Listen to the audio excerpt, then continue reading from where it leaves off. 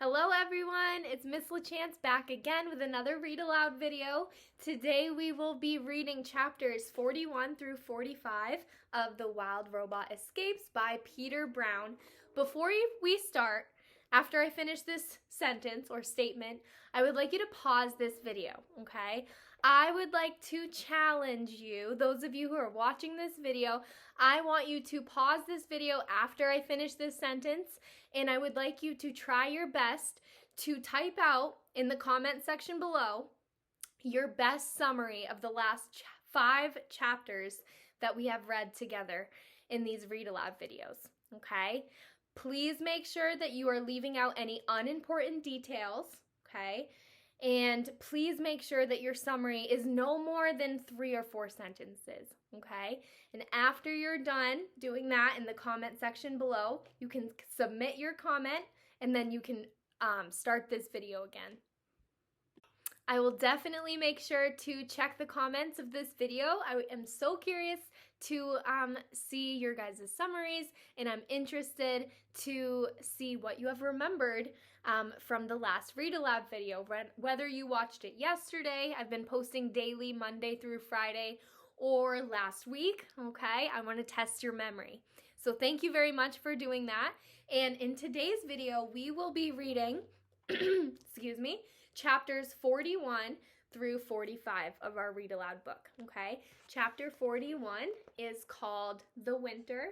So without any further ado, I would like to jump right into the book. When Roz lived on the island, winter had seemed like one long, cruel blizzard. On Hilltop Farm, winter wasn't quite so harsh. The temperature fell, but then rose. Storms came and then went. Snow piled up and then melted away. Roz spent winter preparing the farm for spring. She wanted everything to be perfect for when she left. She tuned up the machines. She made fertilizer from old grass clippings and manure. She planned which crops would be seeded in which fields. She carefully looked over the herd, making sure each cow was happy and healthy. She made long lists of supplies, and then Mr. Sharif placed big orders. The herding machine hauled bales of hay into the pasture, and the cows gathered around to eat, steam puffing from their mouths. Some of the cows were dried off and wouldn't be milked again until after the calving season. Others went to the milking parlor twice a day as usual. Bottles were filled, boxes were loaded, and the milk truck rolled away on its next delivery run. No matter the season, the dairy farm kept chugging along.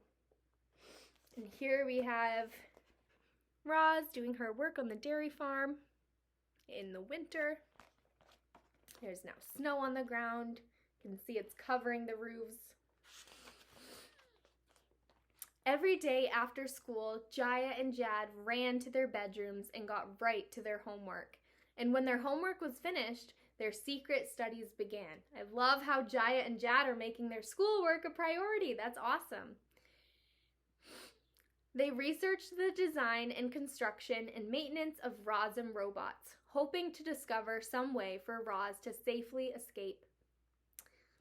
The information wasn't easy to find, but the children were persistent, and after weeks of work, they finally found what they were searching for.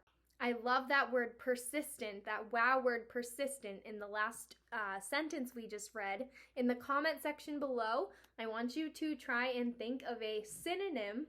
Remember, a synonym is a word that means the same thing of persistent, okay? A synonym of or for persistent. Chapter 42 is called The Plan. Jaya pressed a button on the side of the milking parlor and the door hummed open. She and her brother stepped inside and wound their way past gleaming pipes and tanks and over to where Roz was cleaning some equipment.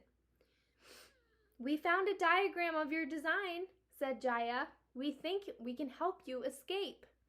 "The problem is your transmitter," said Jad. "That's the device that sends out your electronic signal. If we can remove your transmitter, you'll be able to run away whenever you want. without anyone tracking you. Do you know how to remove it? Asked Roz. I think so, the boy chuckled nervously, but we won't know for sure until we open you up and take a look. We'll have to do it late at night, said Jaya, when Dad is sleeping. We just need to find a place where we can work in private, said Jad, rubbing his chin. How about the old barn? Said Roz. It is quiet and hidden. I can prepare the barn today and you can operate on me tonight. Everyone agreed, and the plan was set. Now, chapter 43 is called The Operation. Midnight, and the children were wide awake in their beds. Jaya and Jad were waiting for their father to fall asleep.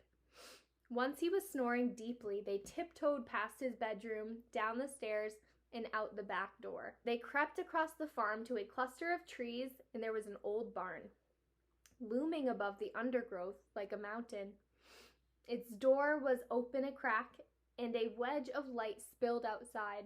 The children closed the door behind them and walked past wooden railings and stairways and up a ramp to a platform in the back corner of the barn. Lanterns hung from the walls and cast their soft light upon a large table. Standing behind the table was the robot. Hello, children, said Roz. How do you like our operating room? It's a little dark, said Jaya, but it'll work. Jad pulled his computer from his pocket.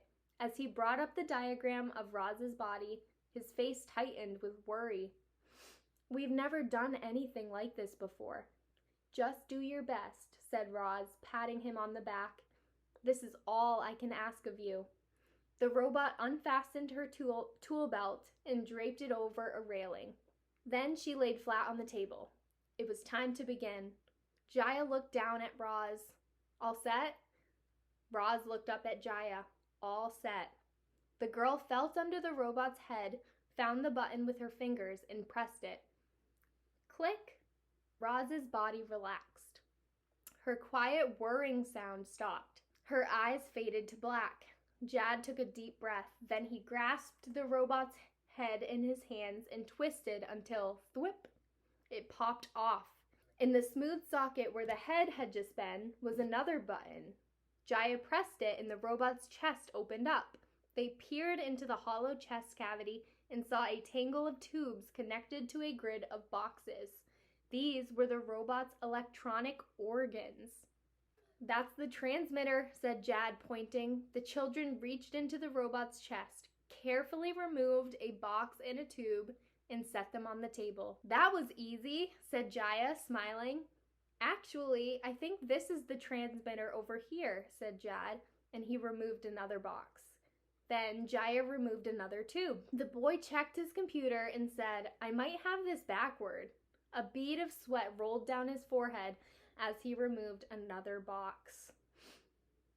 I like this sentence right here because it shows that Jad's feelings are affecting him physically, okay? What feeling or emotion do you think that Jad is feeling if a bead of sweat drips down his forehead? Go ahead and comment in the comment section below if you're curious in interacting with the text. Wait, I think we should start over. Jaya nudged her brother out of the way and started plugging parts back into the robot's chest. You're doing it wrong. Jad nudged his sister out of the way and started removing parts again. I don't know about you, reader, but I'm a little confused. So were the children. Pretty soon, Roz's internal parts were strewn across the table, and nobody knew where anything was supposed to go. Why did you remove so many boxes? Yelled Jaya. Why did you remove so many tubes? Yelled Jad. The siblings argued for a while. Then they sat quietly for a while. On the next couple of pages is a huge spread out of what it looks like on their operating table.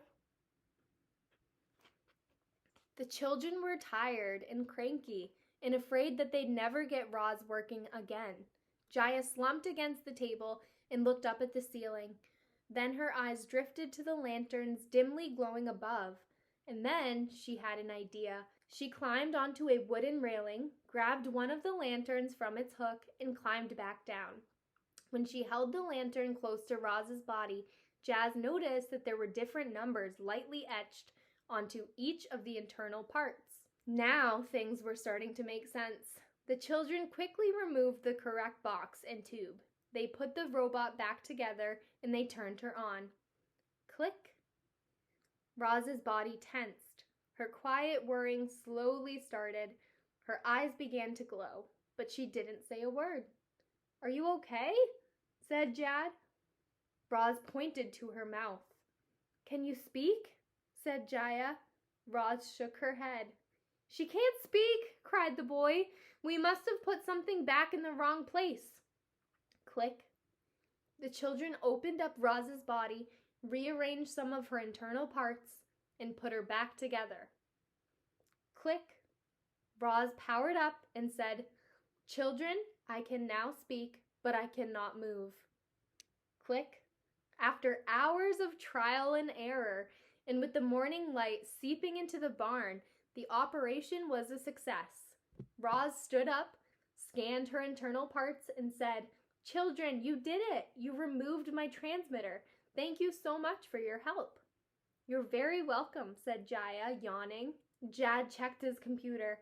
"I can still see your signal on the map," he said. "Your transmitter is still working, so keep it close until you leave the farm." And then he stuffed the little electronic device into the robot's tool belt. "Children, there's a bit of bad news," said Roz in a serious tone. "I know you have been up all night long, but I'm afraid it's time for you both to get ready for school." Chapter 44 is called The Patient Robot, and it looks like it's only a paragraph long, so let's dive into this chapter. After being trapped on Hilltop Farm for nearly a year, Roz was now free to run away anytime she'd liked. But without Bright Bill to guide her, she wouldn't make it far. So the robot patiently waited for spring to come and for her son to return so they could begin their long journey home together. All right, my friends, the last chapter that we're going to read today together is called The Barn Conversations, chapter 45.